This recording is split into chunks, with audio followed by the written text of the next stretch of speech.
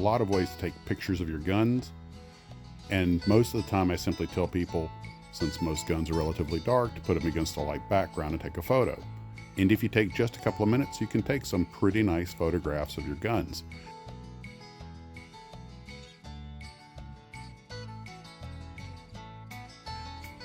Handguns are relatively easy. Rifles, because of their size, can be a little bit more difficult.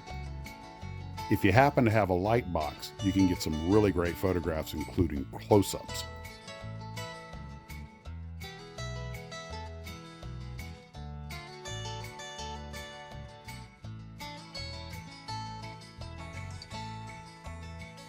Sometimes people like to take pictures of their guns against a bed sheet or something, just as a quick way to get a neutral background. Unfortunately, normally the gun will sink into the mattress or the pillow a little bit, and that sort of creates some shadows. So if you're going to do it that way, I recommend you pull the material taut. Taking photographs outdoors in natural light often gives really good results, even with something as simple as a cell phone.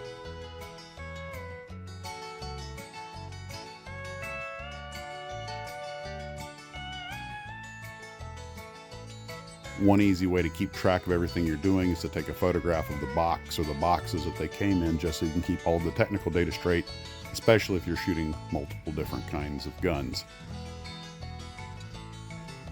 A little bit of video can be nice for pan shots, but a lot of editing software gives you the ability to pan. So what I would recommend is, if you're planning a panning shot, make sure to take the photograph far enough away from the gun that you have wide borders, which leaves you room for a pan shot without going off the edge.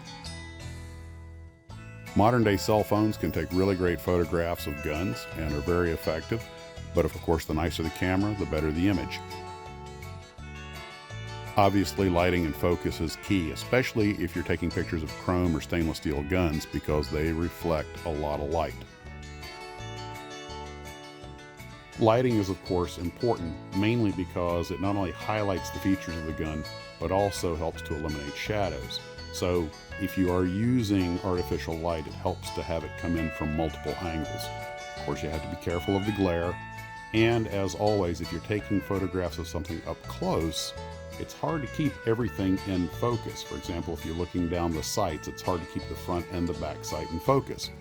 One thing you can do is to back away from the gun to take the photo, which helps keep everything relatively close together and more in focus, and then you can zoom in with your editing software. One other thing is, I always recommend photographing a gun horizontally, because a lot of editing software and a lot of cameras will reduce the size of the picture if you take it top to bottom and then rotate it sideways. So that's just one more thing to be aware of. How you pose the gun is important, of course, to make sure you get the angles that you like. And of course, if you're trying to sell the gun, one thing that's very important is to show all of its prominent features clearly and well lit. Good photos mean good sales. Now I'm going to compare some light box photographs with photographs that were taken indoors with just ambient light on various backgrounds, and some that were taken outside in natural light.